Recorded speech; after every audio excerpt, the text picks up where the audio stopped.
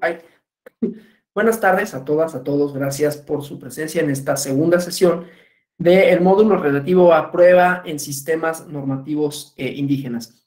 El día de ayer platicamos sobre algunos elementos teóricos que hoy nos van a permitir hacer un análisis ya de probatorias, ¿no? Que han sido utilizadas, que se utilizan, pues, para conocer estos sistemas normativos.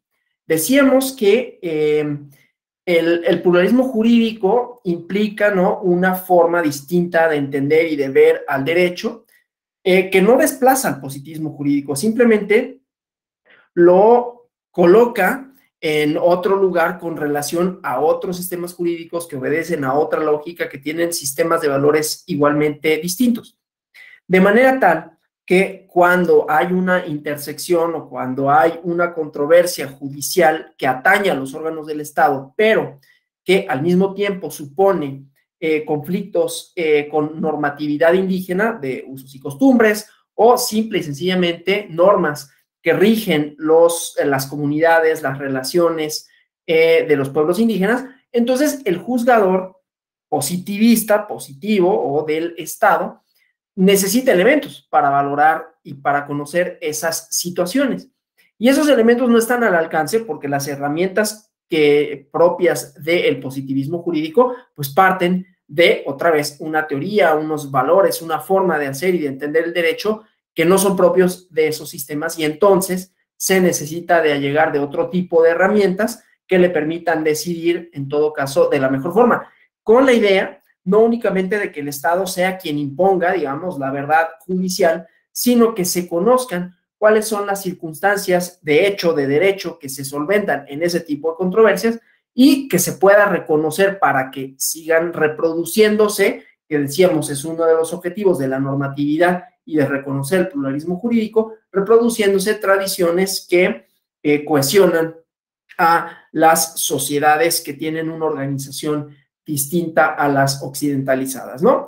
Y la herramienta idónea para esto es la prueba pericial antropológica, que es el medio probatorio que le dará a las y los juzgadores los elementos para poder juzgar. Vamos a ver eso también con perspectiva intercultural. Vamos a ver qué significa la perspectiva intercultural. Hay jurisprudencia, desde luego, con relación a esto, y luego cómo se aplica en un conflicto en donde vamos a ver este entrecruce, ¿no? Cómo el Estado define una serie de cosas y cómo las comunidades definen esa misma cuestión, pero de una manera distinta, ¿no? Y cómo se impacta para principios jurídico-electorales como la universalidad del voto. Eso es lo que vamos a ver el día de hoy, ¿no?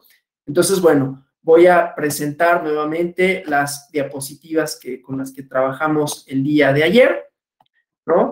Nos habíamos quedado, creo que por aquí. Aspectos generales con la prueba. A esos voy a regresar porque ahorita me interesa sobre todo esta parte del dictamen antropológico. Después me regresaré a estas tres diapositivas, ¿no? El dictamen antropológico, que decía, se convierte en la prueba idónea, ¿no? Es una herramienta hermenéutica intercultural, perdón, para la justicia plural, ¿no? Como vimos ayer, es a partir de los años 90, donde se extendió en el continente latinoamericano la idea de la nueva ola, en donde los estados, iba a decir deciden, pero no me parece que fue una decisión, fue producto de distintas pugnas, de distintas demandas en México y en otros países, reivindicaciones culturales y políticas que han hecho y que siguen haciendo y que hacen los grupos indígenas por reconocimiento. El chiste, pues, es que se incorporaron, lo vimos ayer, ¿no?, en los textos constitucionales y legales, el reconocimiento de los sistemas normativos y las formas de justicia que existen en las sociedades indígenas que habitan en territorios nacionales, ¿no? Decía, no solo en México, en toda América Latina. Esta incorporación en los sistemas jurídicos de las políticas indígenas de los estados nacionales supone, esto lo vimos ayer también, pues distintos retos, ¿no? Cuando se trata de construir una justicia plural que tome en cuenta la diversidad cultural, que se manifiesta de distintas formas, ¿no? lengua, costumbres o aspectos normativos, ¿no? Los sistemas normativos, las costumbres jurídicas, el derecho consuetudinario. Entonces, este fenómeno, ¿no? Esta juridización se acompaña de movimientos paralelos, ¿no? En la juridización de las políticas indígenas, que significa o ha significado cambios profundos, verdaderos, paradigmáticos del Estado de Derecho hacia la sociedad de derechos. Entonces, esto supone un contexto nuevo, ¿no? Donde las exigencias indígenas están expresas con ciertos límites en términos de derechos. El juez se vuelve un actor central del sistema político y jurídico y desplaza con ello la figura tradicional del legislador, ¿no? O sea, el juez ya no es la boca de la ley, en esta idea de Montesquieu, y el normativismo positivo tampoco es el juez social, ¿no? Que concibe la escuela sociológica realista norteamericana, sino que los jueces, las juezas, tienen una tarea de mediadores entre la sociedad y el derecho, y por consecuencia tienen que imaginar, interpretar las normas, construir nuevas hermenéuticas, no solo una, aquí una hermenéutica tratándose de la convivencia, las relaciones de sistemas jurídicos distintos, que como decíamos, ¿no? Pierde este carácter estadocéntrico para ser policéntrico, ¿no? Y también pierde la idea de la pirámide kelseniana, sino que es más una red de normas, ¿no? Por eso decía que tiene efectos inclusive en cómo entendemos el derecho desde un punto de vista occidentalizado, porque se reconoce, o tendríamos que reconocer, o reconocemos, que hay otros sistemas normativos, con otro tipo de valores, con otra lógica, ¿sí? Y entonces esto trastoca esa forma de entender el derecho, pues, ¿no? Ahora, el espacio de la construcción legal, de la verdad legal, está relativamente hermético a las otras disciplinas que no sean el derecho, ¿no? Por lo general, cualquier funcionario puede aceptar que la medicina, las distintas prácticas, ¿no? Distintas prácticas sociales no las conoce, pero la parte de las manifestaciones culturales, dado que son aspectos no materiales y son complejos, entonces resulta difícil de que se reconozca que no se conoce. Estoy centrándolo para hablar de la antropología como una disciplina, como una metodología para conocer esa cuestión cultural, que es intangible, ¿no?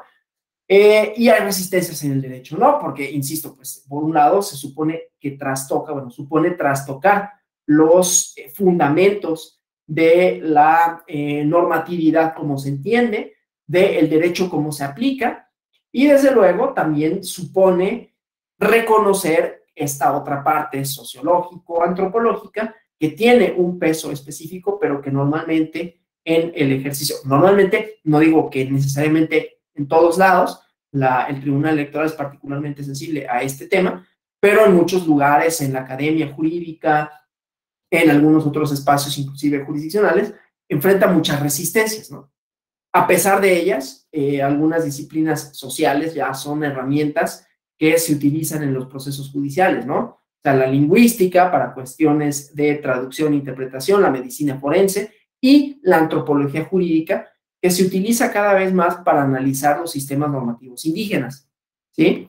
Entonces, bueno, las periciales como medio probatorio, ¿no?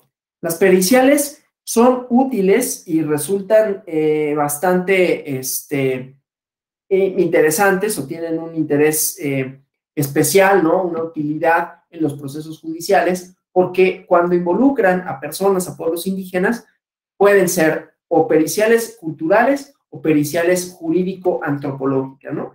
Generalmente se les denomina periciales antropológicas, ¿no? Hay autores que distinguen la una de la otra, ¿no? Voy a avanzar en la diapositiva,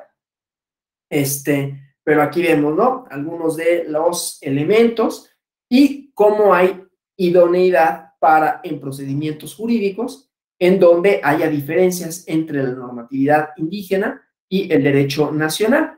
Entonces, bueno, haciendo la distinción entre peritaje cultural y antropológico, el peritaje cultural representa una herramienta útil para las defensoras, los defensores, cuando, en el caso del derecho penal, en donde vemos mucha tensión entre prácticas, entre normativas en sentido amplio, aceptando pues que la normativa indígena también es aplicable, vigente y que rige en ciertas comunidades, ¿no?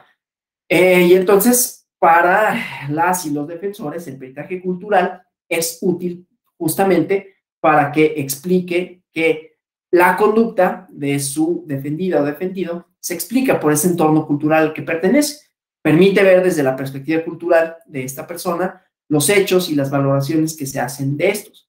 Por su parte, el peritaje jurídico-antropológico, avanzo en la diapositiva, el peritaje jurídico-antropológico, por su parte, es una prueba idónea para que los sistemas normativos indígenas sean tomados en cuenta cuando hay procedimientos jurídicos en el cual los sistemas normativos, esto ya lo había dicho, ¿no? Estaba en la diapositiva anterior a la anterior, pues, no la del peritaje cultural, no se trata, pues, perdón, difieren del derecho nacional, o sea, no se trata de analizar y juzgar a un individuo solo por sus hábitos personales, sino porque es sujeto, sujeta, portador de una cultura creada, sostenida por un pueblo, por una colectividad, y por ende es sujeto de un sistema normativo, sujeta de un sistema normativo propio.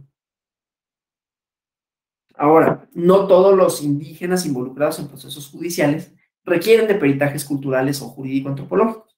No todos los litigios están necesariamente relacionados con circunstancias culturales o con circunstancias normadas, institucionalizadas por la comunidad, ¿no? Por poner un ejemplo, nuevamente el derecho penal, que luego resultan ejemplos un poco más contundentes, ¿no? El delito contra la salud que implique tráfico comercial de drogas, de sustancias prohibidas, no responde a ninguna práctica propia y normada de la comunidad, ¿no? Contrariamente, lo más probable es que también en el ámbito comunitario esté prohibida esa conducta. Pero el uso de algunos psicotrópicos sí puede estar relacionado con eventos ceremoniales, rituales, curativos, y entonces ahí vemos componentes culturales, ¿no? No con esto afirmo que deban hacerse excepciones al aplicar el derecho, sino que se tiene que contemplar la variabilidad cultural, las nociones que un colectivo tiene sobre lo que está permitido y lo que está prohibido y cómo debe de aplicarse, ¿no? Entonces, el tipo de peritaje depende de el caso, ¿no? Y en el caso, en los asuntos penales, pues también de la estrategia de defensa que instrumenten las y los defensores. En el caso del peritaje cultural, el antropólogo, la antropóloga, dentro de sus opiniones, tiene que explicar puntualmente el contexto cultural por los que una persona, por ejemplo, porta un arma de fuego, recolecta huevos de tortuga, caza iguanas, ¿no? Situaciones que desde el punto de vista legal están calificadas como ilícitas, ¿no? Que ponen en peligro un bien jurídico tutelado, pero que quizás, probablemente, desde la cosmovisión indígena, respondan a una razón elemental de supervivencia, a formas sociales históricamente usuales y funcionales para asegurar la vida del grupo. Recordemos ayer que decíamos uno de los valores centrales del derecho indígena es la comunidad, ¿no? Entonces, el perito, la perito, no solo debe de contar con conocimientos del caso judicial, sino también, y esta es parte de la metodología de la antropología, ¿no? Tienen sus métodos específicos para insertarse en las comunidades, ahorita vemos esa parte, ¿no? Pero entonces, pues, tiene que tener una visión interpretativa que pueda permitirle realizar ejercicios de plantear la aplicación de la ley de una cultura a otra, o sea, para que pueda ser entendibles para los actores del sistema judicial positivista, los sistemas que norman las conductas en una comunidad indígena y su interrelación con las personas indígenas que estén indiciadas o que sean parte de procesos judiciales. O sea, el objeto del peritaje cultural es fundamentar, analizar, comentar de manera comparativa un hecho, las costumbres, y traducirlo de manera comparada a las explicaciones que pueda dar otra cultura, ¿no? Una comunidad a otra. Y decir cuáles son las situaciones que se derivan dentro de una comunidad por el cumplimiento o incumplimiento en función del colectivo. Entonces, tiene que estar consciente el perito de que aun cuando su trabajo se elabora a partir de una metodología, pues, relativamente objetiva, digo relativamente porque siempre, nunca, más bien nunca hay tal cosa como la objetividad absoluta y completa, mucho menos cuando se trata de observar fenómenos sociales, pero bueno, también a partir de principios éticos que trabaja. La persona, ya sea el sujeto que se somete a un proceso judicial, o que es parte de uno, o que está en medio de una controversia de índole político-electoral, va a ser juzgado, ¿no? O va a participar en una controversia, procedimientos que están regidos por parámetros que no son propios de su cultura, ¿no? Y que el documento el peritaje es parte esencial de ese sistema, por lo que en ocasiones también se tiene que decidir, o es necesario que las o los juzgadores decidan la pertinencia, la idoneidad del especialista. ¿Quién va a ser quien emita la opinión? Puede ser un perito práctico, ¿no? La autoridad de una comunidad o un integrante de la misma, que puede tener mayores elementos para hablar sobre las formas específicas de organización y de resolución de conflictos, ¿no? Una cosa importante de los peritajes en general es que no se deben presentar como un conglomerado de datos etnográficos sobre la cultura en general del implicado o de las personas que tienen la controversia jurídica, ¿no? Tampoco de cuestiones sobre el comportamiento personal. No es la cultura como producto social la que está en tela de juicio, ¿no? Sino situaciones específicas, las argumentaciones deben ser claras, ¿no? Deben ser directas, y entonces es necesario tener una batería de preguntas que fijen cuál es el motivo de la investigación y la situación particular que se desea esclarecer. El trabajo antropológico en general, y aquí voy a hacer una recomendación, tengo otra, pero ahorita se me olvidó el nombre, y es un estudio que salió recientemente, tendría que hacer una búsqueda aquí somera en mi celular y ahorita no la voy a hacer, pero bueno, un libro que explica bien cómo se realiza el trabajo antropológico, que se llama La Sociedad de las Esquinas. En inglés lo pueden encontrar, The Street Corner Society, y es una persona, ¿no?, que realizó un estudio en una parte de Nueva York y cuenta de una manera muy clara, ¿no?, sin que sea un estudio demasiado erudito. Digo, también está otro estudio antropológico que fue muy influyente en su momento, también criticado, que se llama Los Hijos de Sánchez, ¿no?, que se hizo aquí en México, una familia del centro de la Ciudad de México y sus prácticas y todo. Pero este trabajo de La Sociedad de las Esquinas es muy interesante porque aquí nos empieza a contar desde la experiencia de cómo se insertó en el grupo, ¿no? Cómo es que llega, porque el trabajo antropológico, para quienes no tengan como mucha familiaridad con esto, supone que él o la antropóloga pues se tienen que insertar en el lugar casi como si se tratara de un habitante más. Por lo tanto, tienen que llegar, primero pues sí, con una noción de qué es lo que buscan, ¿no?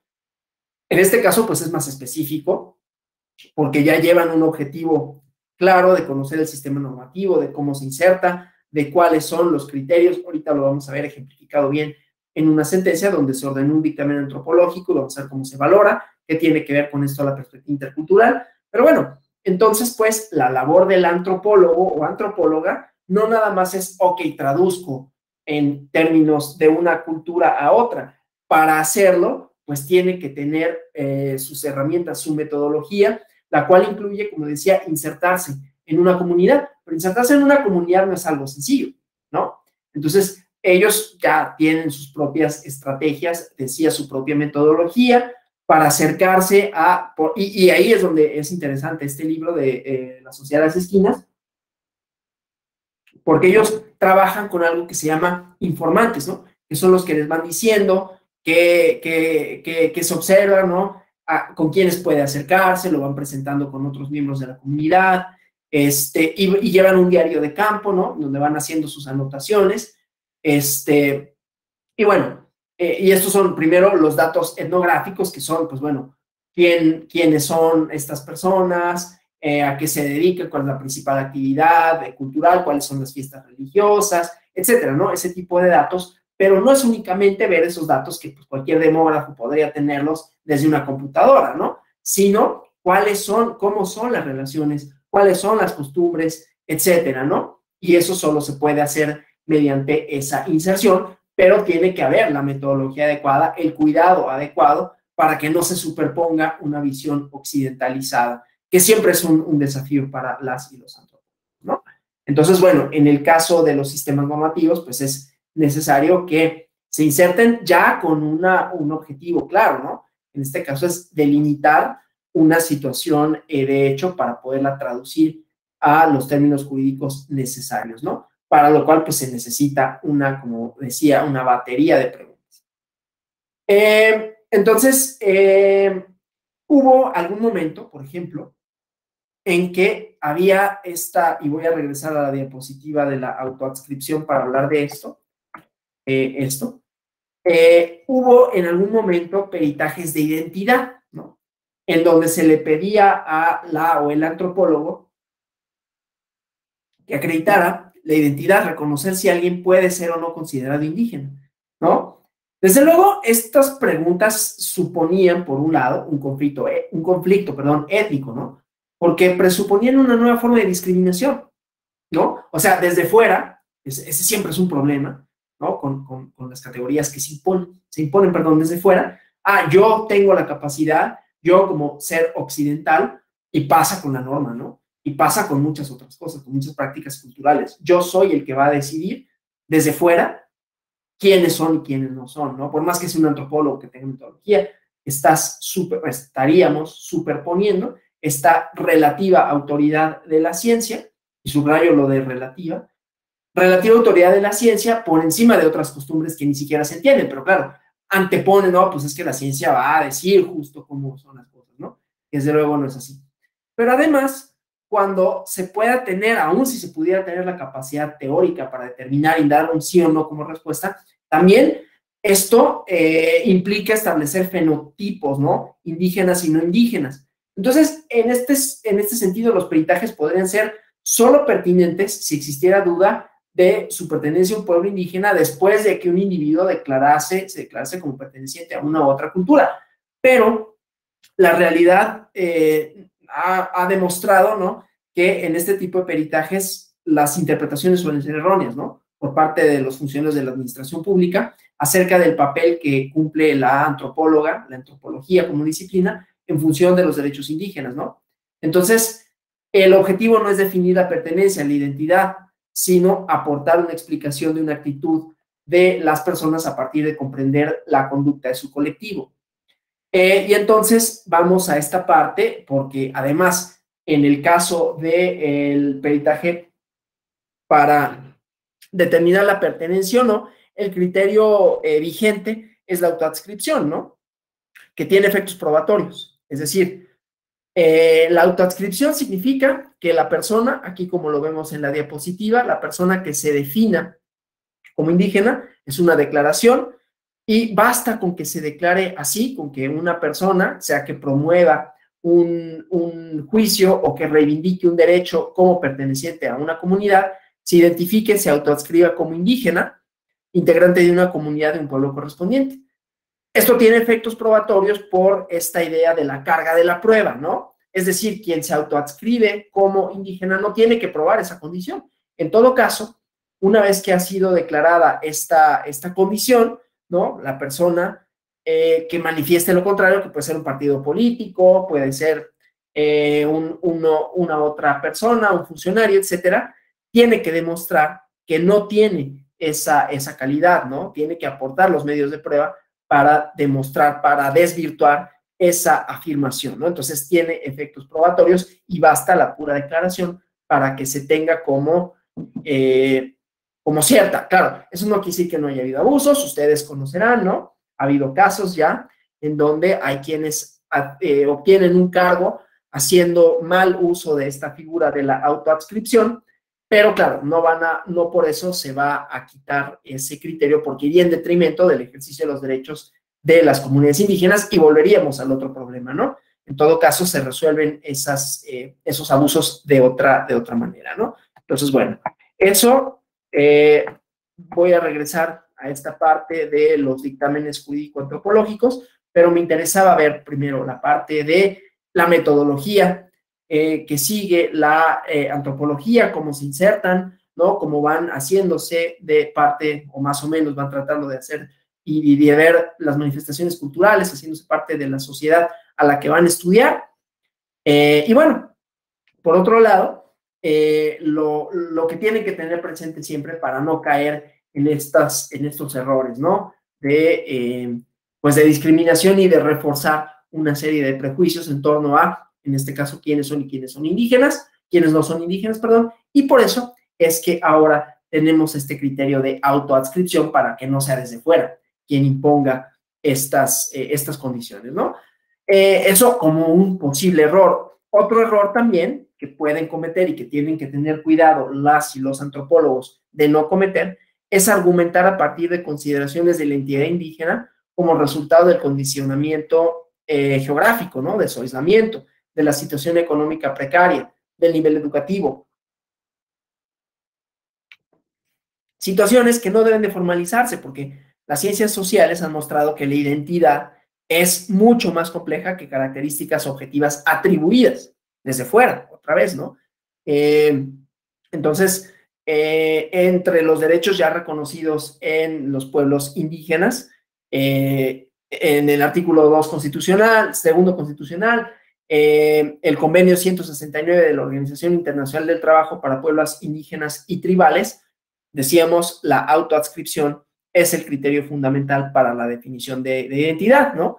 Su corolario, pues, el reconocimiento de la pertenencia de un individuo por su comunidad y la supervivencia de la cultura, las formas de organización social, política, económica y jurídica del indígena, ¿no? De los indígenas y las indígenas. Entonces, llevar a cabo esta labor antropológica y llegar a su consideración a partir de criterios culturales, como vemos, no es fácil, ¿no? El sistema nacional positivista se sostiene por siglos, ya lo dijimos ayer, pero vale la pena reiterarlo, ¿no? De etnocentrismo y de una valoración evolucionista, ¿no? Que siempre, inclusive, aún para algunos de los más importantes, y que yo no digo que no deban de leerse, padres de las ciencias sociales, Emil Durkheim, ¿no? Que hace un estudio interesantísimo que se llama Las formas religiosas, no, es cierto, las formas, los fundamentos, es que ahorita se me olvidó, y siempre cito este libro, ¿no? Pero que tiene que ver con las formas religiosas. Ahorita me voy a acordar exactamente el título, publicado por el Fondo de Cultura Económica. El chiste es que hace una clasificación entre sociedades modernas y premodernas a partir de las formas elementales de la vida religiosa, a partir de las prácticas culturales, ¿no?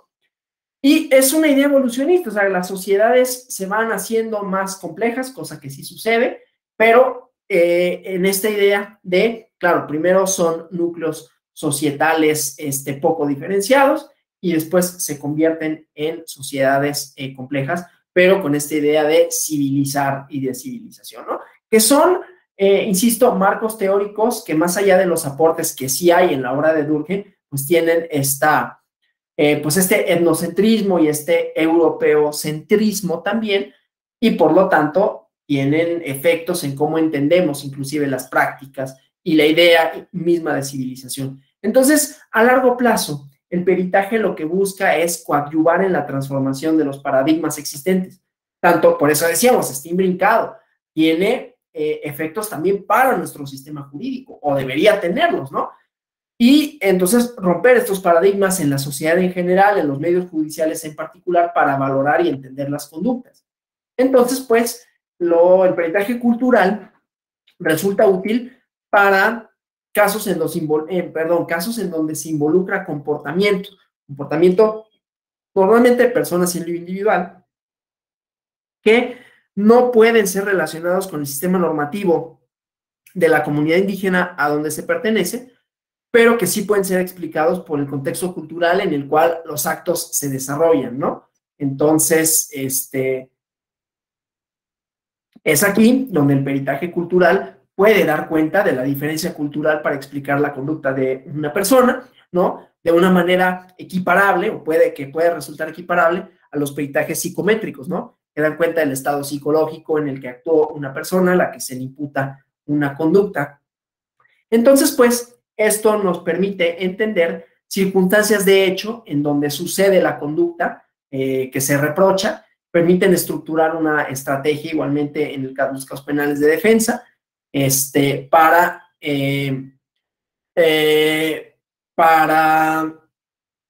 controvertir el criterio de culpabilidad, ¿no? Buscar exclusiones del delito en el caso del derecho penal, ¿no? Y luego tenemos el peritaje cultural antropológico, que es en el que me quiero detener, porque además es el que vamos a ver propiamente en el ejemplo que vamos a analizar, ¿no? Y sirve como una herramienta para mostrar prácticas culturales, relaciones del sistema normativo interno de la comunidad a la que se pertenece y que muchas veces desafía, muchas veces se contrapone a los criterios del derecho positivo, ¿no? Y entonces con esto permite que haya saltos cualitativos en la argumentación, ¿no? Ya no se centra en condiciones propias de los individuos, sino en las conductas, en las prácticas, y desde esta perspectiva, el peritaje jurídico antropológico es un instrumento fundamental para conocer, para entender lo normativo en las comunidades indígenas, porque objetiva, vuelve objetivo lo jurídico, que muchas veces es inasible porque no necesariamente está codificado en los pueblos originarios, inmerso en relaciones sociales en las comunidades indígenas, ¿no? Entonces, este tipo de peritaje es un instrumento, como vemos en la diapositiva, de traducción, ¿no? De un lenguaje a otro, de una lógica cultural a otra. Recordemos que lo vimos ayer, ¿no? Son lógicas jurídicas distintas, ¿no? El lenguaje del sentido común y oral de la comunidad y su lógica cultural propia, y el lenguaje especializado del juez y la lógica jurídica del derecho positivo. Entonces, en las comunidades indígenas, como en todas las sociedades, lo jurídico o lo normativo corresponde a un sistema propio de representaciones, de valores, de principios. Esto lo dijimos ayer, ¿no? Que dan cohesión al grupo social en donde se encuentran y permiten crear instrumentos para regular las formas internas de convivencia, de organización social, económica, política y cultural.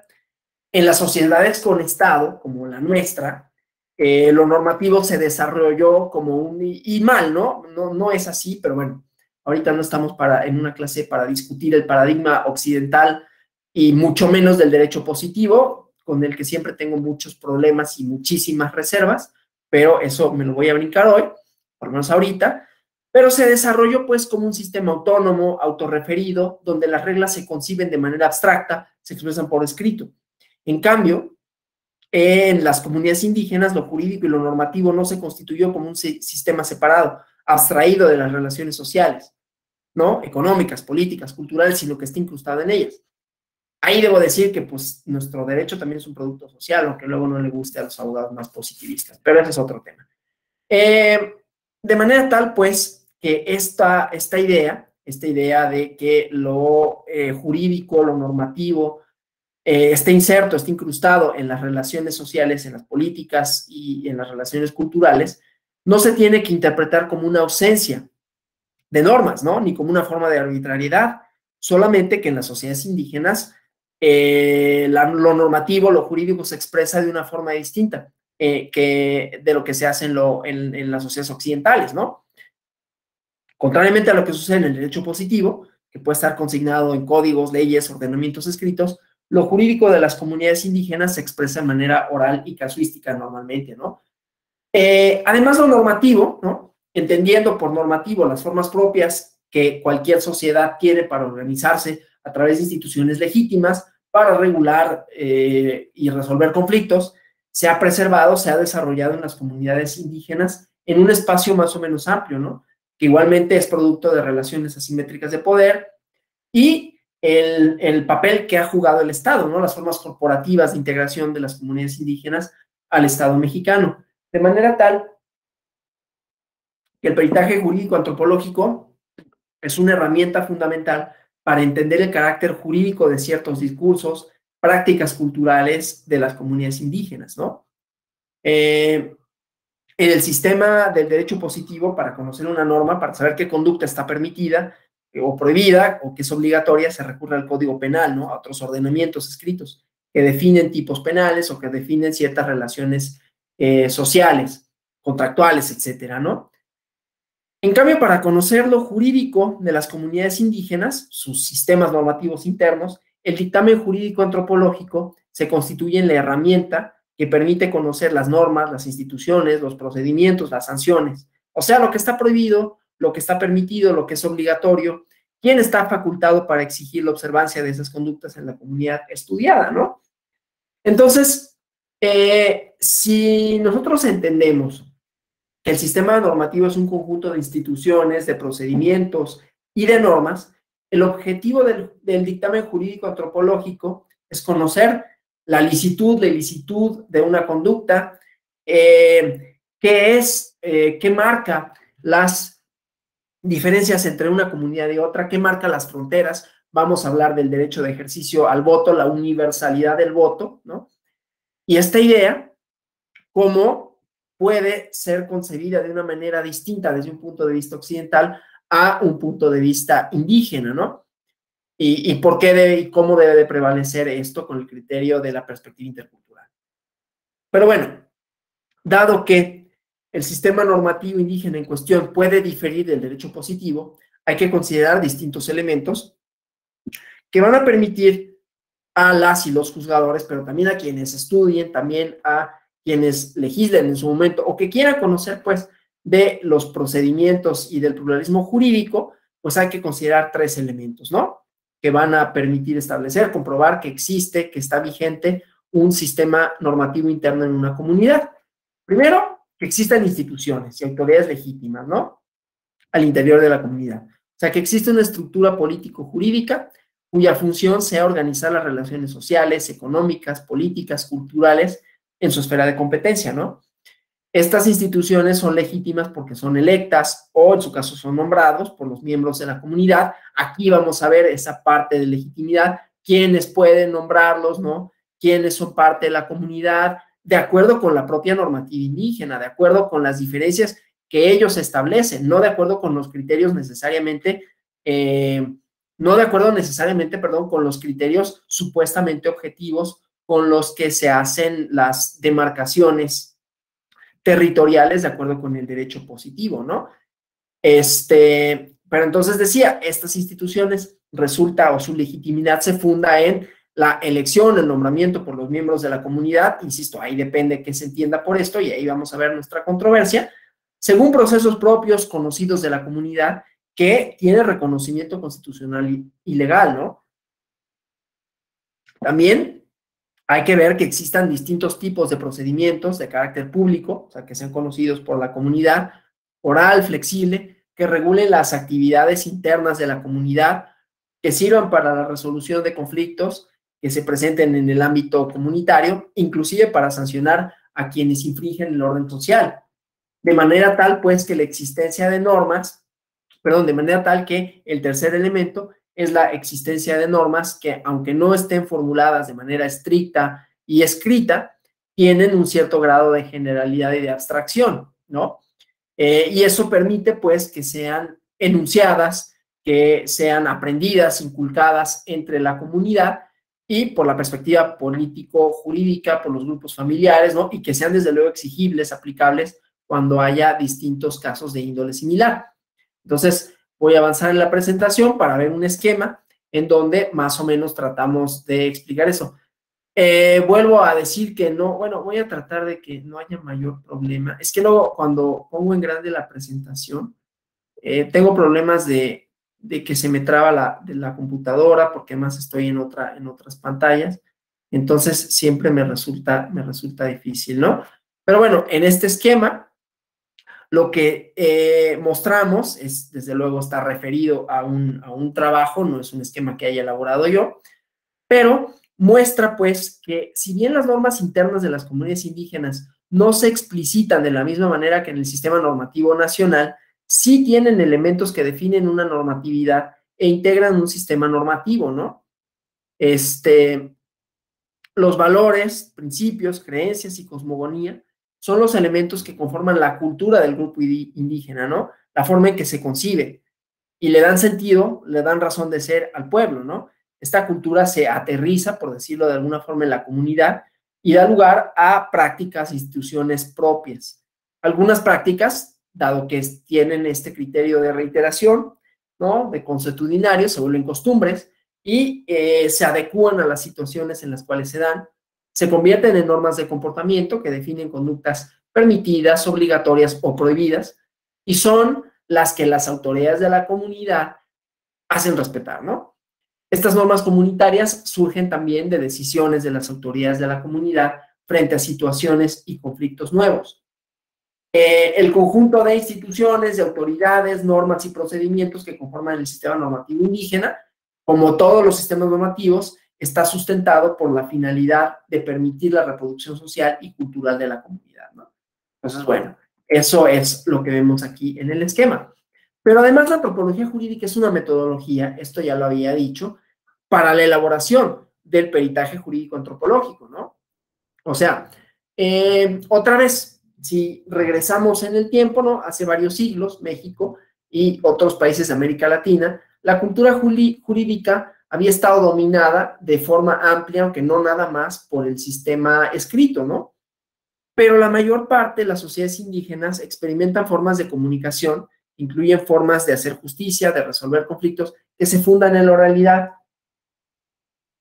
Esta oralidad se expresa tanto en el plano estrictamente jurídico, ¿no? Las normas y los modelos que se inculcan por medio de los discursos.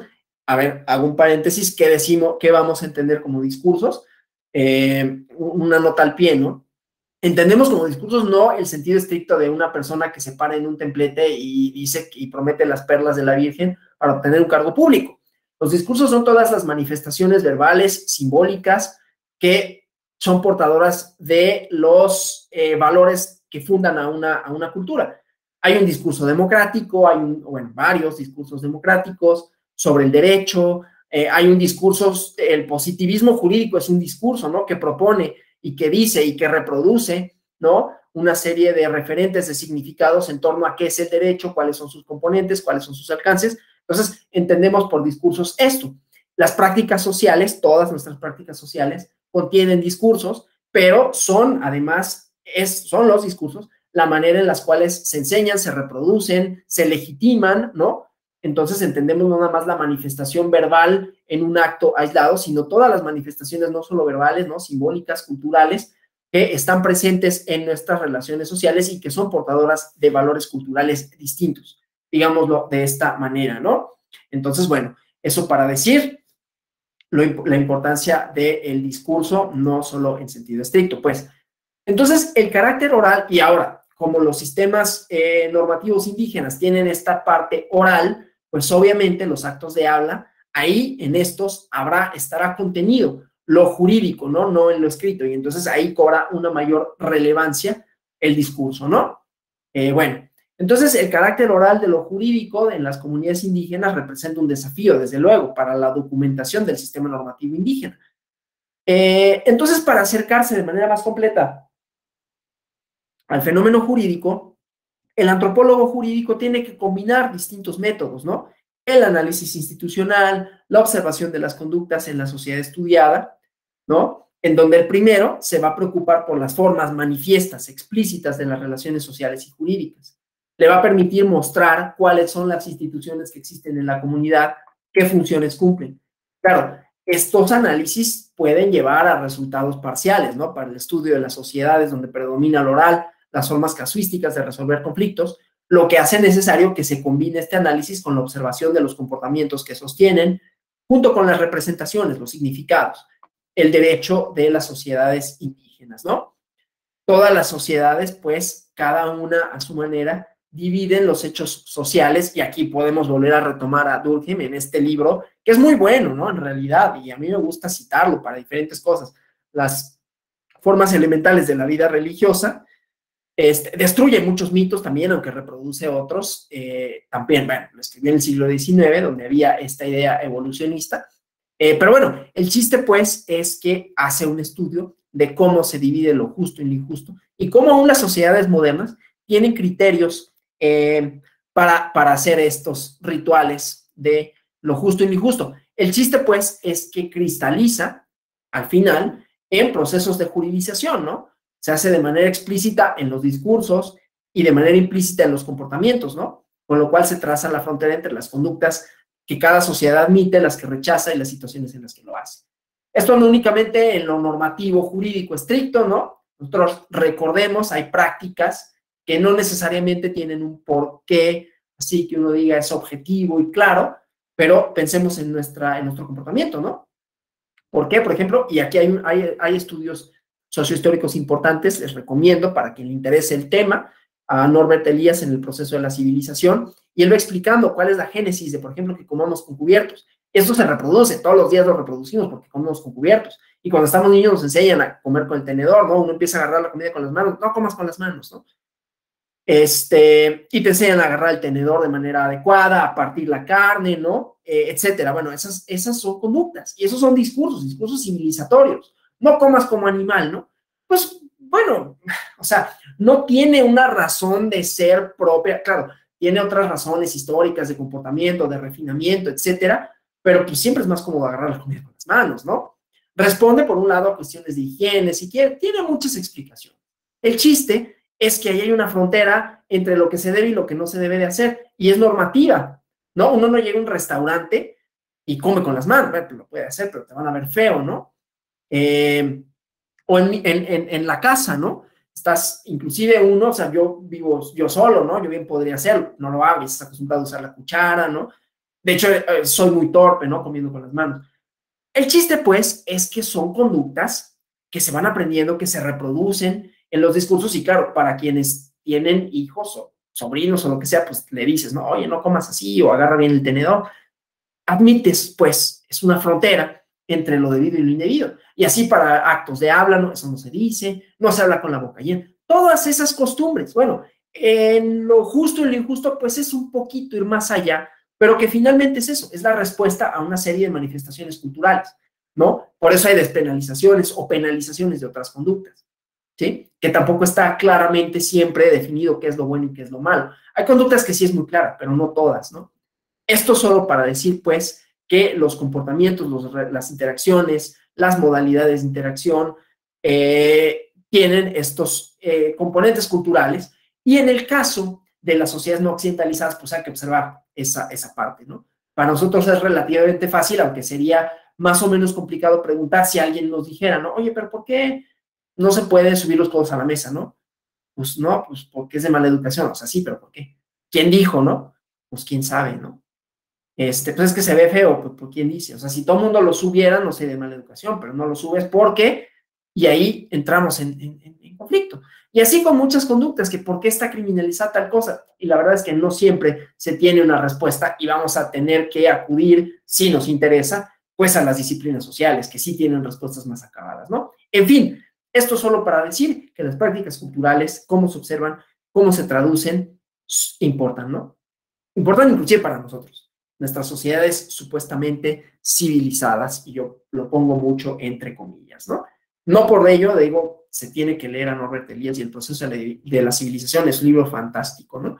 En fin, la necesidad de peritajes, tanto el cultural como el jurídico antropológico, surge pues de normativamente, del reconocimiento constitucional de la validez de los sistemas normativos internos de los pueblos de las comunidades indígenas para resolver conflictos internos, ¿no? Está en el artículo 2 de la Constitución, ya lo cité, ¿no? Apartado A, fracción segunda, ¿no? Y del derecho a que sean tomados en cuenta estos sistemas normativos en los procesos judiciales en donde están involucrados las y los indígenas, las comunidades indígenas, ¿no? De manera general, pues, el peritaje, los peritos, las personas que realizan los peritajes, pues, se contemplan en los códigos de procedimientos procedimentales, ¿no? En los distintos códigos adjetivos. En las secciones relacionadas con los medios de prueba. O sea, está contemplado como un medio de prueba, ¿sí? Aquí lo que nos interesa, ¿no? Es no únicamente el valor probatorio, eso ya lo vamos a ver porque está supeditado al criterio de la perspectiva intercultural y es la herramienta para juzgar con perspectiva intercultural. Entonces, cuando hablamos de prueba en sistemas normativos indígenas, tenemos que hacer referencia necesariamente a la interculturalidad, pero la única forma de juzgar con perspectiva intercultural va a ser no únicamente, bueno, voy a juzgar con perspectiva intercultural. Pues sí, pero ¿con qué herramientas? ¿Cómo voy a discernir como operador jurídico, como juzgador, que hay interculturalidad y cuál es y cómo se manifiesta? Pues con un peritaje antropológico, ¿no? Bueno, entonces, pues el peritaje, como ustedes saben, los peritajes en general se desarrollan a solicitud de los diferentes actores en un juicio. Puede ser el implicado, en un caso judicial penal, o el actor, ¿no? El demandante o el demandado, demandada, o el juzgador, ¿no? Desde un punto de vista técnico, pues el objetivo de los peritajes, de cualquier tipo de peritaje, de cualquier especialidad, es proporcionar una explicación de un fenómeno cuyo entendimiento es clave para el proceso, pero que requiere de una competencia técnica particular, ¿no? Que busca robustecer, clasificar cuestiones técnico-científicas, perdón, desentrañar dudas, contradicciones de alguna rama del conocimiento. Como saben, en la teoría de la prueba, el peritaje se clasifica como un medio de prueba complementario, accesorio, ¿no? Y que puede ser inclusive un indicio, ¿sí? El valor probatorio, esto ya lo vieron o lo van a ver a lo largo de este curso, ¿no? La valoración probatoria está de acuerdo con las reglas de la sana crítica y las máximas de la experiencia, ¿no? No es que tenga un valor probatorio ya preestablecido, como lo pueden tener otro tipo de medios probatorios. Es diferente, desde luego, un testimonio, porque al perito se le pide un criterio, una apreciación, no un relato, como sí se hace con los testigos, ¿no? Las testimoniales, dígame qué sucedió el día tal a tal hora, ¿no? Recuerda qué pasó en tal cosa. Es un relato de hechos que le constan supuestamente a esta persona. En cambio, aquí va a ser una apreciación de cuáles son los elementos culturales que su discernimiento técnico le permiten corroborar, cómo se componen, ¿no? De qué están compuestos, cómo se vinculan a el procedimiento, etcétera. El perito, la pericial, es una forma auxiliar de los órganos de justicia, ¿no? Dentro de la relación procesal, no se puede ubicar a los peritos en el mismo plano de los sujetos autores de esta famosa trilogía, ¿no? Procesal, la demandante o el actor, la defensa, bueno, del otro lado, el demandado y el juez, ¿no? Es un sujeto secundario a quien se le encomienda, pues, desentrañar aspectos técnicos, científicos, materia del proceso. El peritaje, pues, en los asuntos que involucran a personas indígenas es indispensable, porque por lo regular la conducta, los hechos considerados ilícitos o, como vamos a ver, los hechos considerados como restrictivos del derecho al voto, las circunstancias en que se llevan a cabo, exigen medios científicos para su explicación y comprobación, ¿no? Y no que, en cambio, los conflictos se resuelvan mediante una aplicación, no quiero decir mecánica, sino occidentalizada, un criterio occidentalizado del conflicto, ¿no? Sino que se tiene que establecer esta idea de la interculturalidad, ¿no? Ya decía, el valor del peritaje está regido por las reglas de la sana crítica, ¿no? Y las máximas de la experiencia. Entonces, vamos a analizar un asunto, ¿no? En donde se ordenó el peritaje, pero antes que eso, quiero poner aquí voy a dejar de compartir esto, para ver esta idea de la perspectiva intercultural. ¿Cuáles son los elementos de? Entonces vamos a ver esta jurisprudencia. ¿Qué significa juzgar con perspectiva intercultural? ¿No? Y cuáles son los elementos mínimos con los que se debe de aplicar en la materia electoral, ¿no? Entonces, bueno, obviamente no le voy a dar lectura a la jurisprudencia, porque eso, pues, mejor se los dejo y ustedes léanlo, ¿no? O lo proyecto y ya léanlo. Voy a hacer algunas referencias a lo que viene aquí en el texto, pero bueno, aquí ya vemos esto de lo que habíamos hablado, el fundamento jurídico, ¿no? Al que ya hemos hecho referencia, tanto ayer como hoy. Entonces, los casos que tengan relación con pueblos, comunidades indígenas, tienen que garantizar esto, ¿no? Los derechos colectivos de estos pueblos y comunidades, en el entendido que tiene normativa y que se debe de respetar, ¿no? Que no se debe de imponer un criterio jurídico externo. Entonces, para que se garantice el derecho al acceso a la justicia, se tiene que hacer uso de la perspectiva intercultural. ¿Y cuáles son estos elementos para poder juzgar con esa perspectiva, ¿no? Primero, la obtención de información. Este es clave, porque justamente el peritaje, el dictamen etnográfico, la opinión especializada, los pues jurídicos, antropológicos, como vimos, ¿no? Son medios idóneos para conocer información que nos permita saber cuáles son las reglas, las instituciones, los valores y el sistema normativo, ¿no? Obviamente no es lo único, hay otro tipo de probanzas, comparecencias ante las autoridades tradicionales, es decir, que se vaya y que se pidan informes, ¿no? Revisión, desde luego, de fuentes bibliográficas, que se hagan visitas en la comunidad y esta figura del amicus curiae, ¿no?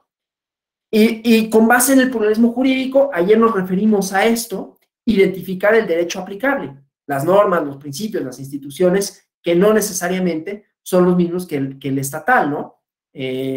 Luego hay que valorar este contexto sociocultural para definir los límites desde la perspectiva que atienda a los principios, a los valores, y saber, y esto es importante, lo vamos a ver en el asunto que vamos a analizar, si es una cuestión intracomunitaria, dentro de la comunidad, extracomunitaria, ¿no? Que es fuera de esto, o entre comunidades, y entonces así resolver la controversia para saber cuál es el origen del conflicto, ¿no? Desde luego, y esto es importante, se tiene que privilegiar el consenso comunitario y la autonomía de los pueblos, ¿no? O sea, que el Estado, el derecho positivo, intervenga lo menos posible, ¿no? En la resolución de los conflictos y que en todo caso esa intervención sea para reforzar el propio sistema normativo indígena, ¿no? Bueno, entonces dejo de compartir esto y ahora sí vamos al análisis del expediente dictado por la Sala Superior en el recurso 68/2020, ¿no? Ya saben esta parte, hay está la idea de las sentencias de lectura en formato fácil. En la ponencia del magistrado Felipe Lamata Pizaña, normalmente tenemos un flujograma que explica, ¿no?, de manera sintética la controversia, ¿no? Pero también, por otro lado, y esto pasa en todas las sentencias del Tribunal Electoral, pues ya nos dicen desde el inicio cuáles son el resultado de la sentencia, ¿no? ¿Qué es lo que se resuelve? A fin de cuentas, no tenemos que irnos hasta el final del expediente. Digo, esto no tiene que ver necesariamente con lo que estamos hablando, pero bueno, características, pues, de las sentencias que se dictan en el Tribunal Electoral, que ya nos dicen desde al principio cuál es el sentido de la resolución, ¿no? Ya tenemos que chutarnos las 800 páginas, ya tampoco son de ese contenido, de la resolución para llegar al final de la hoja cuando me dicen, no sé, la justicia de la Unión ampara y protege al promovente tal para los efectos señalados en el considerando sexto, y resulta que el considerando sexto está en la página 90, ¿no? O sea que se pudieron haber ahorrado 89 páginas o por lo menos 80. En fin. Entonces, primero, esto es importante, la controversia, ¿no? Hubo esto sí lo vamos a ir analizando poco a poco para ver cuál es la naturaleza de la controversia y vamos a ver que tiene que ver con un principio de universalidad del voto, una limitación al mismo y cómo se define de una manera distinta, en este caso que como nosotros definimos, nosotros en las reglas que se establecen a partir del derecho positivo, cómo se define de una manera distinta y como una apreciación errónea en el sentido de no considerar la perspectiva intercultural lleva a sentencias jurídicamente insuficientes, vamos a decirlo de esa forma, ¿no? Bueno, entonces, primero que nada, ¿no? El instituto local aprueba un dictamen para elegir concejales del ayuntamiento, autoridades, ¿no? Se nombran en una asamblea general los concejales y quedan distribuidos así. No participan los habitantes de la agencia municipal. Eso es importante, ¿no? Porque vamos a ver esta cosa de la universalidad del voto. Cuando hablamos de universalidad del voto, siempre vamos a tener limitantes, ¿no? El hecho de que el voto sea universal no quiere decir que, por ejemplo, no esté sujeto a ciertos criterios de territorialidad. Yo vivo en la Ciudad de México y por lo tanto no puedo votar para gobernador o gobernador del estado de Campeche, por ejemplo, ¿no? De Chiapas. Y asimismo una persona de Tlaxcala no podrá votar para gobernador o gobernadora de Sonora, ¿sí? Y así sucesivamente. Es más, en mi demarcación también hay criterios geográficos, ¿no? Y está dividido mi distrito, yo vivo en la delegación, en la alcaldía de Coyoacán, y esta tiene una composición y entonces habrá para efectos federales y para efectos locales, ¿no? Y yo no puedo votar en otra sección que la que me corresponde. Bueno, aquí vamos a ver algo similar, pero con otros criterios de demarcación, ¿sí? Bueno, entonces, pues, viene la validación por parte del Consejo General del Instituto Local y entonces vamos viendo la imbricación, ¿no? O sea, si bien tienen sus propios métodos de elección de autoridades y sus propias autoridades, pero están validadas por un órgano del Estado. Y hasta aquí bien. Entonces, personas, aquí importante la agencia municipal, personas de la agencia municipal, ¿no? Controvierten esta declaración de validez. ¿Sí? ¿Qué sucede? El tribunal local, o sea, controvierten ante el tribunal local el acuerdo, ¿no? Del Consejo General y dice es válido lo que se acordó. Entonces, se impugna la sentencia local, ahora sí, ante el Tribunal Electoral del Poder Judicial de la Federación, en la sala regional que corresponde. Y, efectivamente, la sala regional revoca la sentencia y dice la elección de concejales no es válida, ¿no? Y se promueve ante eso un recurso de reconsideración, que es el que nos ocupa, ¿sí? Entonces, bueno. Dentro de esa sentencia, o para el dictado de esa sentencia, se ordena como medida cautelar, ¿no? Bueno, perdón, se ordena una medida cautelar, así como un dictamen antropológico, como una diligencia para mejor proveer, porque decíamos esta parte, ¿no? El dictamen antropológico puede ser solicitado por alguna de las partes, pero en el caso de estos sistemas normativos, son una diligencia que le permitirá al juzgador tener mayores elementos para tomar su decisión, ¿no? En el entendido de la perspectiva intercultural. Ahorita la vamos a ver, ¿no? Aquí hay otras cuestiones procesales, ¿no? Se remite el dictamen que se encargó a este centro, ¿no? De investigación de antropología social. Y bueno, se cierra la instrucción. Aquí otros aspectos procesales relativos a la pandemia, etcétera. Presupuestos del recurso, que estos nos vamos a brincar porque son interesantes para efectos de lo que nosotros estamos analizando, no importa, ¿no? Entonces, ¿qué pasa? Los recurrentes, o sea, quienes habían obtenido primero una sentencia favorable en el tribunal local que fue revocada por las y los magistrados de la sala regional correspondiente, dicen, tiene que declararse válida la elección que había ya validado el instituto local y el tribunal local en primera instancia, ¿no? Estos concejales en donde hubo una restricción a la universalidad del voto, ¿sí? El voto, y ya dijimos, pues también aquí pasa, ¿no? Bueno, ellos dicen, llegaron a una conclusión incorrecta, la sala regional, ¿no? Cuando dijeron que la agencia, los habitantes de la agencia sí tienen derecho a participar a la elección y que anularon la elección. ¿Pero por qué? Dicen, bueno, la agencia y la cabecera municipal son distintas las comunidades. Tienen un sistema diferente de cargos, costumbres y registro de tequios, ¿no? Este concepto de la idea de la comunidad, ¿no? El sistema normativo interno no contempla que las personas que pertenezcan a la agencia municipal puedan participar en la elección de autoridades municipales en la cabecera, ¿no? Y que además, esto que decía, ¿no? La universalidad del sufragio, porque tiene restricciones. O sea, tan es así, como decía, yo no puedo votar para, vuelvo a poner los ejemplos, ¿no? Para la elección de gobernadora de, no sé, de Guerrero. Definitivamente, yo no estoy legitimado para ello. Entonces, siempre hay recortes a la universalidad que tienen que ver con el criterio territorial.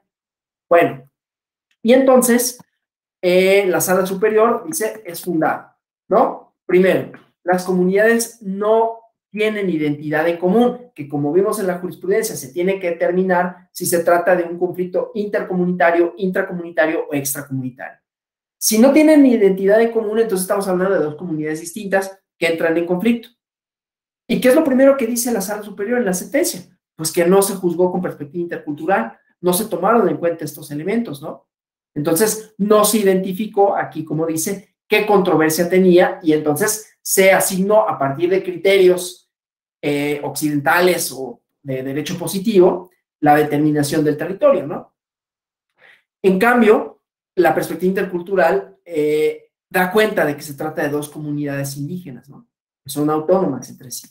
Entonces, aunque existe la universalidad del voto, cada comunidad tiene sus principios de organización. O sea, si se trata de comunidades distintas, es como si se tratase, traduciéndolo, ¿no? A términos nuestros, pues es como si se tratase de municipios distintos. O inclusive dentro del municipio de demarcaciones distintas, ¿no? Ahora, derivado de eso, la segunda parte es el sistema normativo interno no permite que participen, como bien lo decían, de la agencia municipal en la elección de concejales al ayuntamiento, ¿sí? Entonces, esta parte, ¿no? Bueno, primero, como decía, el marco normativo y la perspectiva intercultural. Las autoridades electorales se sujetan en la toma de sus decisiones a la perspectiva intercultural, ¿no? Cuando se trata de casos que tienen que ver con derechos, comunidades, personas indígenas, esta perspectiva intercultural que tiene que ver con, ya lo vimos, ¿no? Contexto sociocultural de las comunidades indígenas para entonces tener la perspectiva de los límites, ¿no? Los límites de saber si se trata o no de comunidades diferenciadas, ¿sí? Pero además, juzgar con perspectiva intercultural, como bien dice aquí en la sentencia, tiene que implicar comprender el derecho indígena, ¿no? De construir puntos de vista previamente concebidos.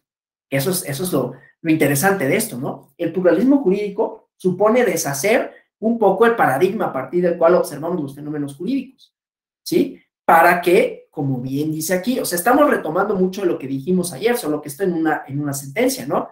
Que no se impongan instituciones desde fuera, ¿no?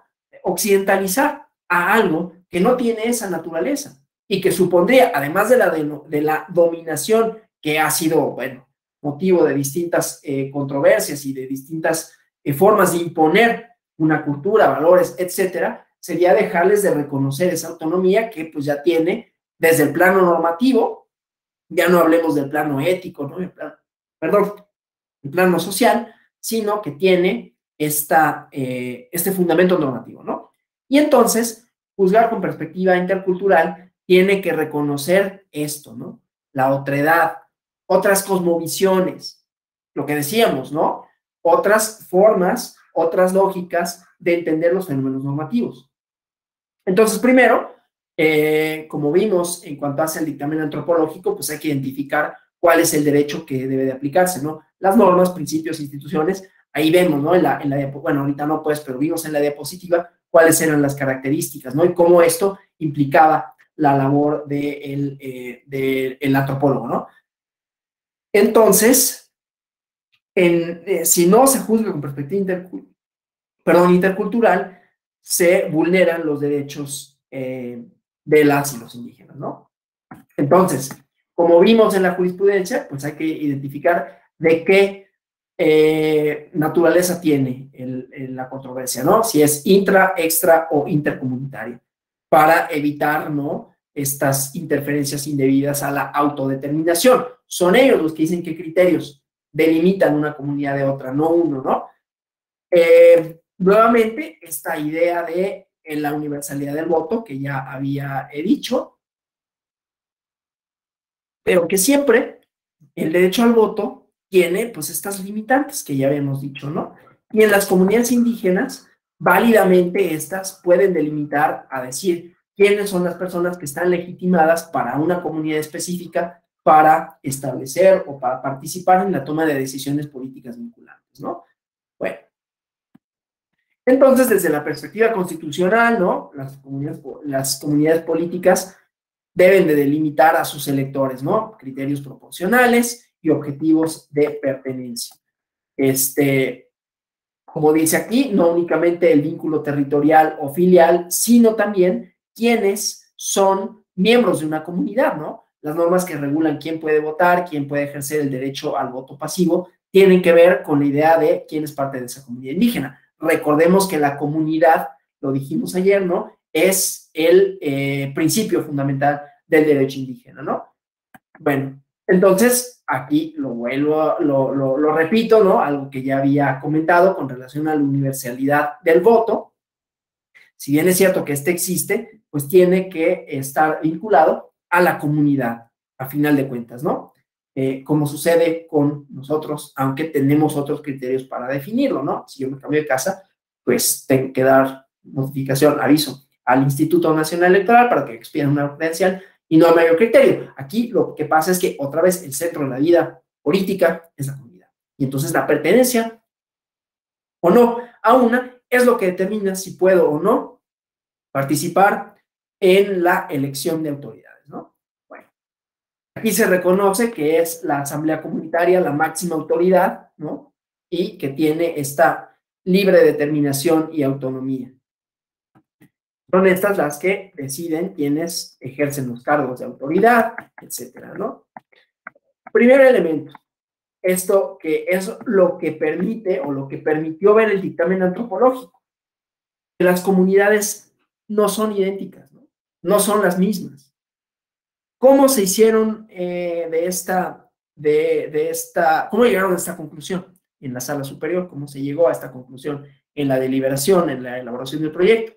Mediante el dictamen antropológico.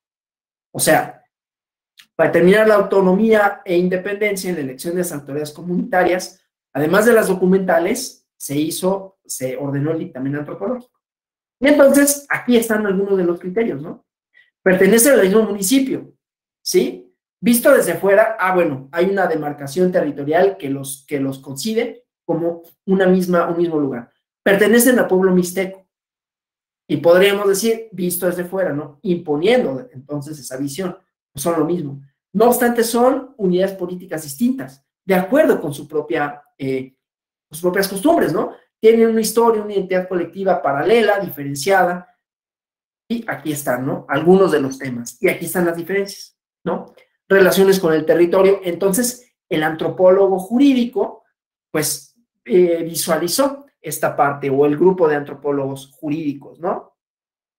Visualizó qué relación tienen con el territorio y la tenencia, el aprovechamiento de la tierra. Recordarán ayer que hablamos del territorio justamente y la diferencia con la tierra, ¿no? No sé si recuerden, pero esa parte también la establecimos ayer. Entonces aquí ya diferenciamos, ¿no? Aquí tipos de propiedad, privada y ejidal, ¿sí? Y aunque no hay bienes comunales, bueno, aquí lo que dice, ¿no? Lo que importa, pues, es que la conclusión lleva a decir que no hay terrenos comunidades ejidales en materia de conflicto, que las labores de aprovechamiento se desarrollan independiente en cada comunidad y que la relación es distinto para cada una de la comunidad y no tienen tradiciones en común. O sea, elementos que diferencian y que no son los elementos objetivos, supuestamente, si es que los hubiera, porque esos también son objetivos, nada más que son una distinta objetividad, que no está manifiesta, que no está escrita en códigos, pero sí en prácticas, sí en cultura, ¿no? Sí en discursos, festividades religiosas y tradiciones, ¿no? Entonces, igualmente, 15 mayordomías, 2 mayordomías, de manera tal que las festividades religiosas y tradicionales son independientes en cada comunidad, no hay vínculos identitarios, ¿no? En común. Otra de las conclusiones que permite observar, primero que nada, que se trata de comunidades diferentes, ¿sí? Los sistemas normativos internos, e igualmente, aquí te dice cuál es, ¿no? Cómo se hacen en un lugar y en otro, y entonces igual, ¿no? La conclusión, se trata de sistemas de cargos comunitarios distintos y que son independientes en las comunidades. Siguiente cuestión, las elecciones por sistema normativo interno. Y entonces, insisto, me estoy concentrando nada más en las conclusiones. Aquí está, ¿no? El comparativo. Este es el número de expediente que desde luego convendría que después analizaran si les ha interesado, si les ha resultado este tema interesante, pues que revisaran este expediente, ¿no? Que sintetiza mucho de lo que expuse ayer y hoy. Bueno, y entonces otra vez, otro criterio diferenciador, ¿no? Porque solo participan en la elección por sistema normativo interno los habitantes de la comunidad, sus avecindados y los originarios de la misma, ¿no? Que residan, pero no se permite la participación de habitantes de la agencia, que es el centro de la controversia, en las elecciones de la cabecera y al revés también, ¿no? La participación aquí política de las mujeres, ¿no? Es más abierta y común en la agencia que en la cabecera. Entonces, se trata de comunidades autónomas, no tienen identidad en común integrada entre ellos. Entonces, el conflicto es intercomunitario, a diferencia de lo que se señaló en la sentencia controvertida, ¿no? Que era una misma comunidad. ¿Sí? Esa es la importancia de juzgar con perspectiva intercultural y esa es la importancia de tener una matriz o unas matrices para diferenciar y poder entender que estamos ante sistemas normativos distintos. Aunque visto desde fuera, no, pues es que es igual. Es que pertenecen al mismo municipio, ¿no? Es que comparten es que comparten idioma, comparten tradición. Pues no necesariamente, ¿no? hay que ver dentro de su cosmovisión cuáles son los elementos diferenciadores, que pueden no ser obvios para el observador externo y que lleva a equívocos judiciales que además impactan, ¿no?, directamente en la elección de las y los funcionarios, ¿no? Que eso tiene también como consecuencia la legitimidad o ilegitimidad que puedan tener, ¿no? Si están siendo votados por quienes no tienen derecho a, pues entonces está violentando. Claro, la cosa es, el peligro es cuando se impone la visión externa, ¿no? Y desde fuera el Estado dice, no, pues sí, porque no hay diferencia entre uno y otro. Resulta que sí hay. Por eso es que resulta fundamental la pericial antropológica. Por eso puse todo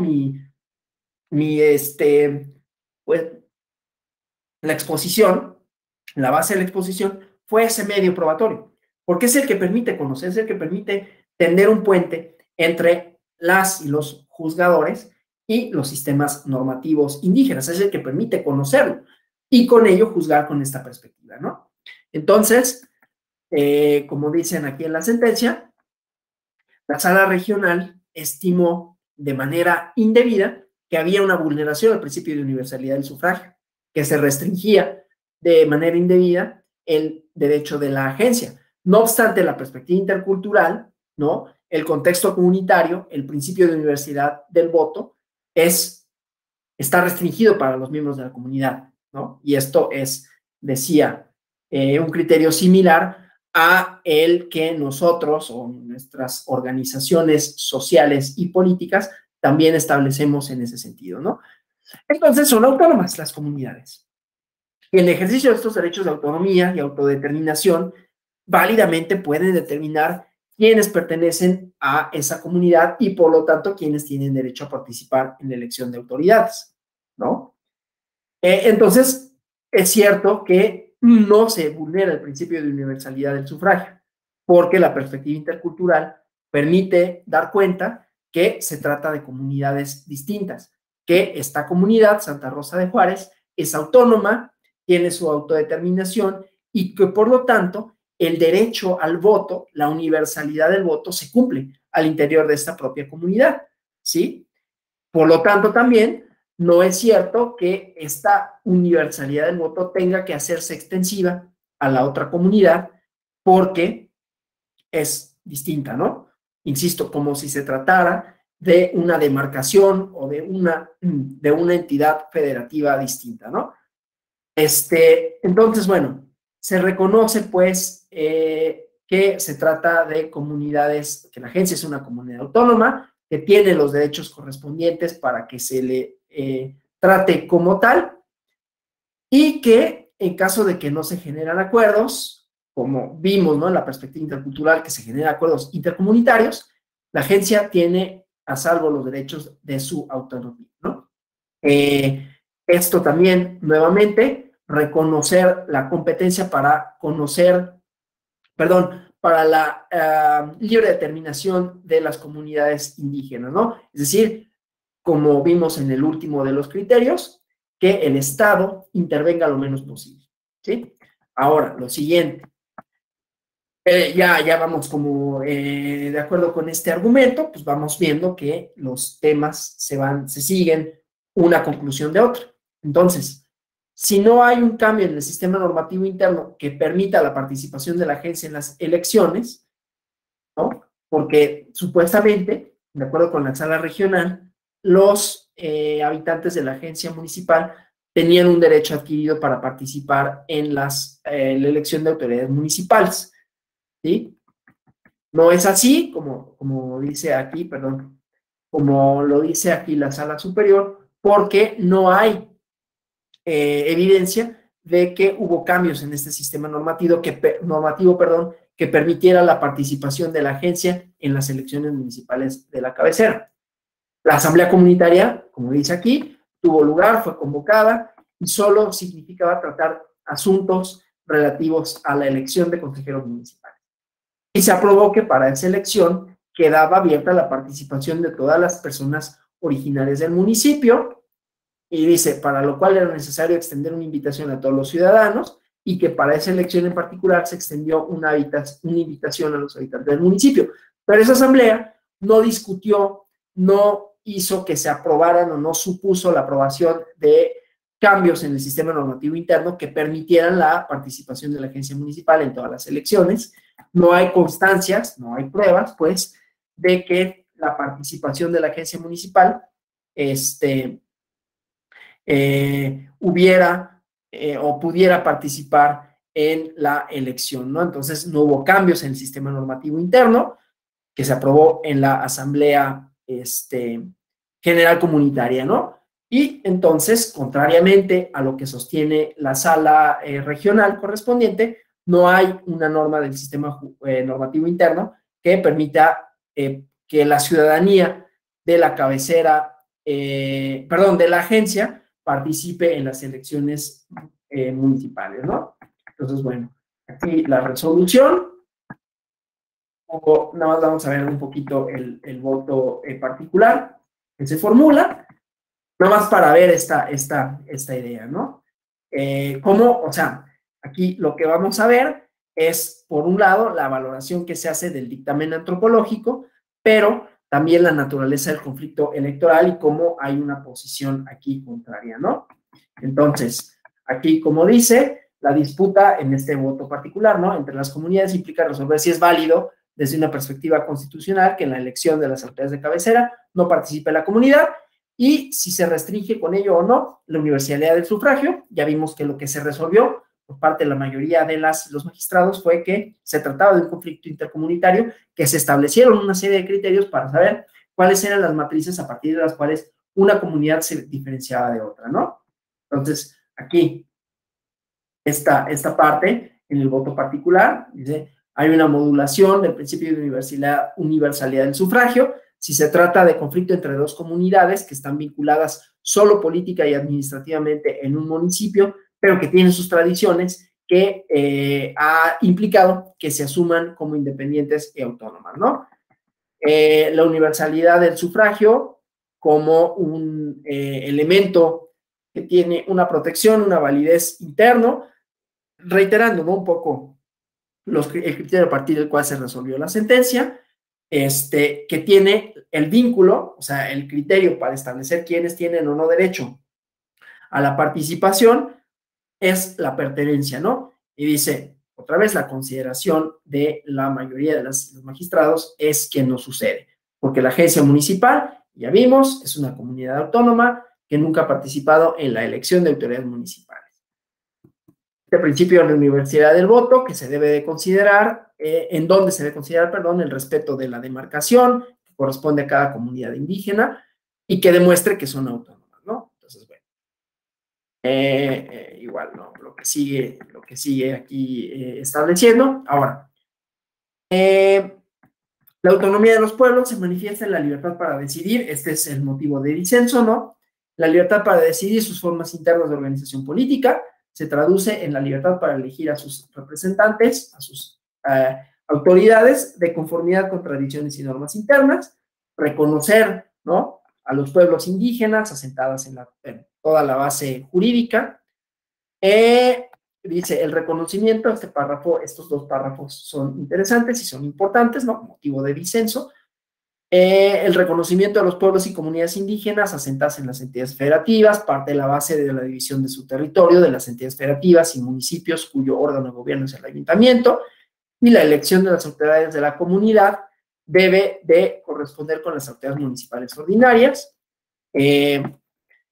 Dice que el ejercicio del régimen municipal diferenciado se traduzca en que la agencia no participe en la elección, rompe la lógica y finalidad constitucional del municipio. O sea, se está valorando desde el criterio de lo que significa el municipio de acuerdo con la Constitución y la organización estatal, ¿no?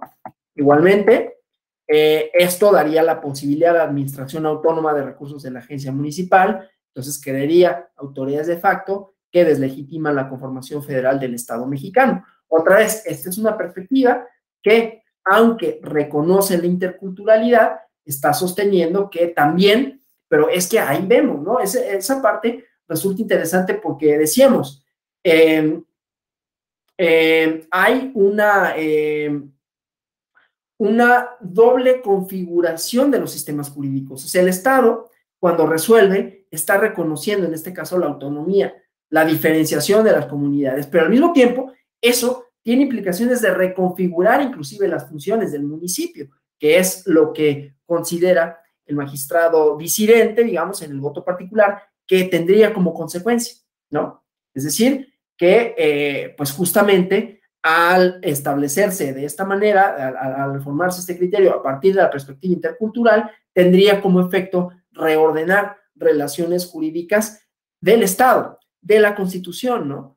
Y, por supuesto, de la organización territorial. O sea, como dice aquí, aquella comunidad de carácter público con personalidad jurídica propia, con capacidad política, administrativa, es la institución básica de la vida nacional, se refiere al municipio, ¿no? Entonces, que se reconozca a la agencia municipal y a la cabecera municipal como comunidades autónomas, y se crean ámbitos de gobierno distintos. No tiene justificación con el ejercicio del derecho de autonomía indígena que se agrupa en la agencia municipal.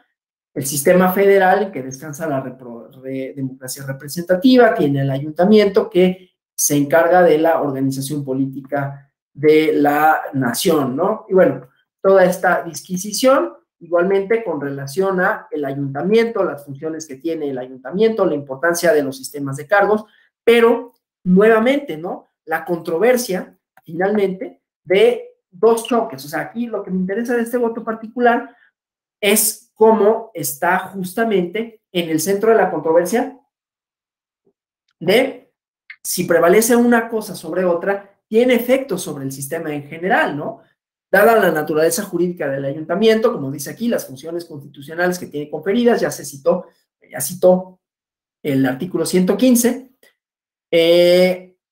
no resulta factible que se señale que representa, que gobierna solamente a la comunidad de la cabecera municipal, sino que representa a la agrupación social de este territorio delimitado, ¿sí? Independientemente de si se trata de varias comunidades con sistemas de cargos y forma de argumento de autogobierno propios. Entonces, si la federación se relaciona con esas autoridades para efecto de ejecutar la coordinación presupuestal, pues eso generaría esos problemas, ¿no? Reconocer la organización de las comunidades indígenas dentro de un municipio no quiere decir que se creen nuevos ámbitos de gobierno. Eso es lo que considera, ¿no? Porque entonces, otra vez, se rompe con el diseño constitucional del municipio, ¿no? Entonces, bueno, aquí nuevamente cuestiones relativas al municipio y cuestiones normativas, ¿no? Ahora, como dice aquí, no quiere decir que se ignore reconocer la autonomía, la autodeterminación, sino armonizar los valores y principios constitucionales motivo de la controversia, ¿no? Y que no haya exclusiones indebidas, ¿no? Entonces, bueno, eso con relación a ese voto particular. Aquí hay otro voto particular, ¿no? Que también que se estableció. Ya no me voy a detener en este, no porque no tenga importancia, sino porque, bueno, tiene, digamos, otros componentes. A mí me interesa leer ese voto particular, y lo leí nada más porque es el primero, no por ninguna otra razón, que justamente centra la controversia, como ya lo había dicho, y centra la problemática, pues, ¿no? De establecer justamente cuando hay una diferenciación de comunidades, qué efectos puede tener para el sistema jurídico en su conjunto, ¿no? Eso es lo que me interesaba. Entonces, bueno, aquí igualmente hay una consideración con relación a estas comunidades, ¿no? Pero bueno, son criterios distintos, pues, ¿no? Hay más o menos una cierta concordancia con este voto particular y el voto particular que formule el otro magistrado. Bueno, entonces voy a cerrar aquí la sentencia, voy a hacer una recapitulación muy breve, ¿no? De lo que vimos, para después abrir el espacio para preguntas, respuestas, comentarios que gusten hacer. Toda esta charla, ¿no? Parte de la base del pluralismo jurídico, que como vimos, supone entender a los sistemas jurídicos como no solo una cosa, no solo desde las definiciones que se dan estrictas del derecho positivo, sino que supone que existe más de un sistema jurídico que tiene valores distintos, que tiene raíces distintas, que tiene fuentes diferentes y valores también, perdón, principios diferentes. En el caso de y que además este pluralismo jurídico se ha desarrollado a partir de, o ha sido desarrollado a partir de ideas y de pugnas en donde los pueblos originarios que han tenido distintas dificultades para establecerse o para establecer sus demandas en los contextos de dominación y de colonialismo en el que se habían dado históricamente, y entonces en estas pugnas pues han logrado que se reconozcan sus derechos, entre ellos la autonomía, la autodeterminación, el hecho de tener gobiernos propios y que se reconozcan formas simbólicas propias, ¿no? Con esto se reconfigura, insisto, la idea de derecho que se tiene, la idea occidentalizada, y que también supone entender que no hay solo una lógica jurídica. O sea, lo más interesante de esto, además de los efectos probatorios, ¿no? Y de la probanza, específicamente de la pericial antropológica, de cómo se ordena, ¿no? Que puede ser ordenada como una diligencia para mejor proveer, de cuáles son sus elementos, de cuál es la ética que debe tener el antropólogo, que debe de tener una formación, ¿no?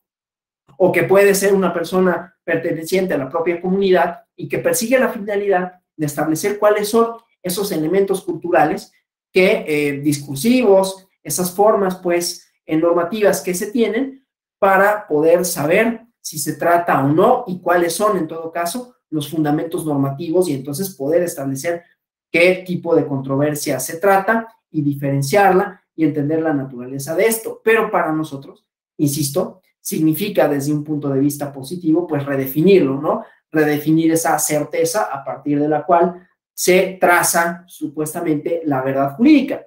Entender que en muchas ocasiones esto significa imponer criterios de verdad, de universalidad, que no lo son así, ¿no? Entonces, plantea una redefinición, por eso, del derecho. Las y los juzgadores, entonces, ya no únicamente tienen la obligación de aplicar el derecho, ¿no? De efectuar el control constitucional, sino que cuando lo hacen también están obligados a juzgar con una perspectiva intercultural que les permita trascender esos límites que el propio diseño normativo impone, que la propia concepción del derecho positivo establece, ¿no? Y entonces allegarse de otros elementos probatorios para conocer un sistema normativo, un sistema jurídico que les es desconocido. Entonces también parte de la idea de que aún tratándose de sistemas normativos, no necesariamente los jueces y las juezas puedan saber cuál es, ¿no? Y en el caso que nos ocupó, ¿no? En el que analizamos, pues vimos cómo hay limitantes al derecho de sufragio. La controversia subsistió en el sentido de las implicaciones que puede tener la limitación misma, ¿no? La mayoría de las y los magistrados resolvieron que esa limitación estaba fundada, que tenía razones de ser porque se trataba de comunidades diferenciadas, y vimos los criterios, ¿no? Criterios antropológicos a partir de los cuales en el dictamen correspondiente que se ordenó como una diligencia para mejor proveer, ¿no? Pero que probó que efectivamente se trataba de dos sistemas normativos distintos, perdón, dos comunidades distintas, y que por lo tanto cada una podía restringir el derecho a la libertad del sufragio, pero eso lleva a una reconfiguración de los límites del municipio y eso también genera problemas, de manera tal que, como vimos también, la idea del pluralismo jurídico implica no solo que hay distintas escalas, como vimos ayer, ¿no? Sino que esas escalas se constituyen mutuamente. Cuando se reconoce esto, los efectos que causa, como la problemática también que se deriva de ello, es que se reformula no solo conceptualmente, no solo epistemológicamente el derecho, sino también en los hechos, ¿no? O sea, se le da reconocimiento que puede tener distintos efectos de manera diferente, ¿no? Entonces, bueno, eso es lo que me interesaba establecer. Obviamente, también hay algunos otros criterios, vamos a uno de ellos, ¿no? Que tiene que ver con la idea de la valoración probatoria. Cuando se trata de controversias de índole jurisdiccional, ¿qué pasa con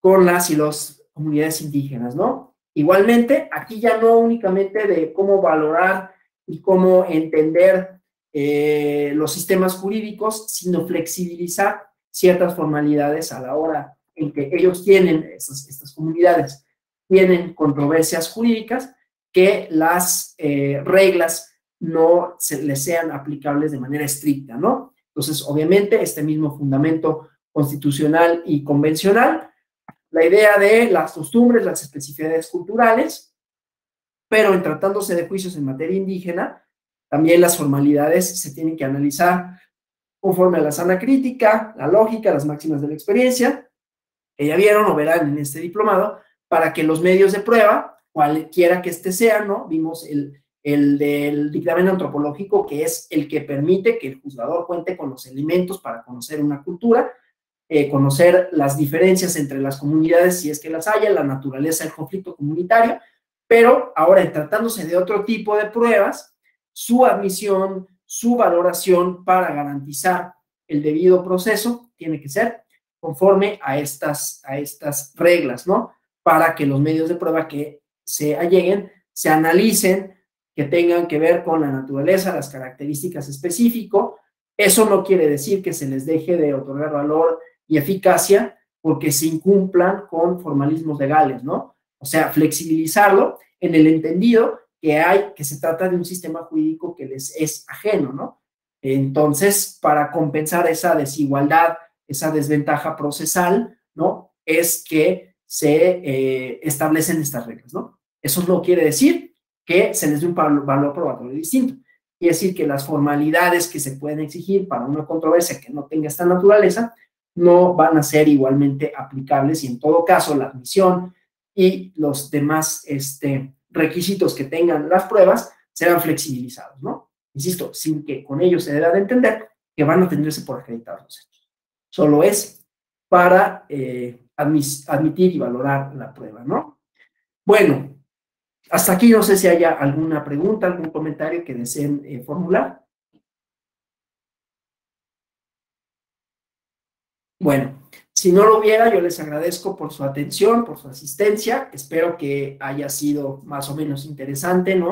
El tema, que haya respondido por lo menos algunas de las inquietudes que ustedes tenían, si es que las tuvieron, ¿no? Cuando vieron y se inscribieron a este diplomado de Derecho Probatorio, vieron un módulo relativo a prueba en sistemas normativos internos, pues qué significa esto, ¿no? Y por qué la importancia del pluralismo jurídico, qué significa, cuáles son sus alcances y cómo va a reformular en buena medida lo que entendemos, conocemos del derecho y cómo también deben de ser también, deben de allegarse los operadores jurídicos, las y los juzgadores de elementos ajenos al propio sistema, ¿no?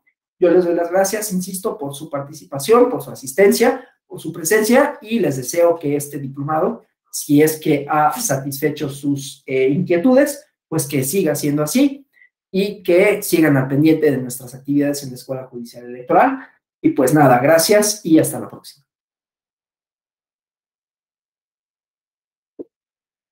Gracias a ustedes.